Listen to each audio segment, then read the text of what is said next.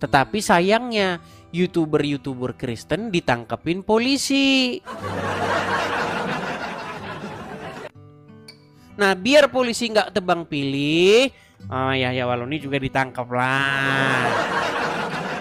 Nah, lalu bagaimana vonisnya? Vonisnya bagaimana? Vonisnya MKC divonis 10 tahun. Yahya Waloni yang melakukan hal yang kurang lebih sama divonis 5 bulan.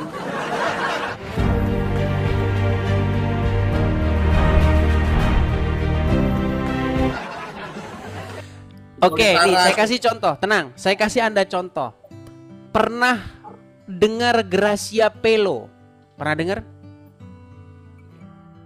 Nggak kedengeran? Kenapa? Nggak pernah. Tidak pernah. Makanya Anda katakan di mana? Nah, yang ada aku dengar di Tolikara, orang lagi sembahyang Idul Fitri dibakar masjid-masjidnya. Ngarang bebas aja Anda ini. Gini, dengarkan dulu ya Gun Saleh. Makanya kita kalau ngomong tuh gantian. Kita tidak membahas mengenai hal-hal yang di luar dari pokok bahasan. Saya kasih contoh. Anda pasti pernah dengar YouTuber Islam yang membahas agama Kristen? Banyak ya. Nah, kemudian itu memantik reaksi, muncul YouTuber Kristen juga yang membahas agama Islam. Tetapi sayangnya YouTuber Kristen ditangkepin polisi.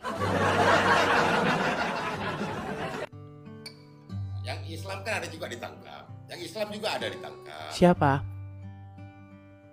Macam yang almarhum itu yang orang Manado itu kan ditangkap. Iya, itu karena supaya polisi tidak terkesan tebang pilih. Saya ceritain masalahnya nih, biar Anda paham gini. Dulu, tapi ini perlu diingat, Yahya Waloni bukan YouTuber. Yahya Waloni itu sama sekali tidak punya account atau channel YouTube. Dia hanya ngisi ceramah, ngisi dakwah, ada orang yang rekam. Ya kan? Ada orang yang rekam, kemudian diupload di media sosial. Nah, kemudian video-videonya itu meresahkan, kemudian ada yang melaporkan itu ke Mabes Polri, ke Bareskrim. Namanya Pak Alfred Esra Soru. Dilaporkan resmi. Dan Joshua Tewu. Tetapi tidak pernah ada polisi mau menanggapi laporan itu. Nggak pernah ada. Lalu muncul reaksi seorang YouTuber. Namanya Muhammad Kece. Nah, lalu orang Islam seperti biasa resah gundah gulana akibat itu. Dibikinlah laporan polisi. Langsung sergap ditangkap, gercep, gerak cepat. Nah, biar polisi nggak tebang pilih, Yahya Waloni juga ditangkap lah. Saya tahu politiknya polisi tahu, ngerti. Semua orang tahu, semua masyarakat tahu. Ya, ada yang ditangkap kan, ada yang ditangkap kan. Iya, biar ada imbang-imbangannya. Nah, lalu bagaimana vonisnya? Vonisnya bagaimana? Vonisnya MKC divonis 10 tahun. Yahya Waloni yang melakukan hal yang kurang lebih sama divonis 5 bulan. Itu yang terjadi di negara kita. Yang salah hakimnya apa ajarannya? Salah hakimnya, salah masyarakatnya. Gimana? Kalau Yahya Waloni nanti divonis banyak 10 tahun juga, umat Islam akan marah-marah. Lagian hakimnya Islam. Makanya saya bilang gini ya Gun Saleh, kalau kita mau bicara yang normal-normal nih, ada salah satu pasal di dalam KUHP kita. Hakim tidak boleh mengadili satu perkara di mana terdakwanya itu punya hubungan keluarga dengan hakim itu.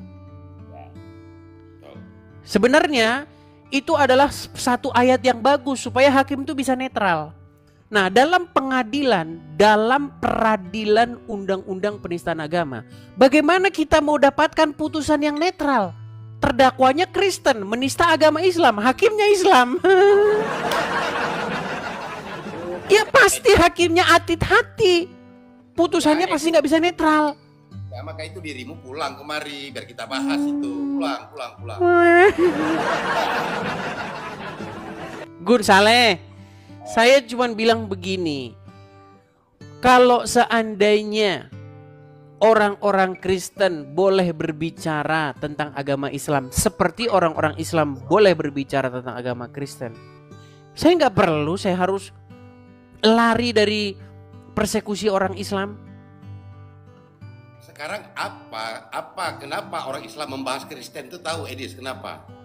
Karena ajaran agamanya memang seperti itu. Ajaran agamanya, kalian itu pencuri nama rumah ibadah gereja. Buka di ayat berapa ada tulisan gereja di kitabmu? Ya. Kok gereja sih? Di ayat berapa surat Markus, Paulus, Spiritus apa saja yang ada tulisan GEREJA? Silakan. Suara keras tak selalu benar. Reaksi Nusantara bukan soal siapa menang, tapi siapa yang masih mau berpikir.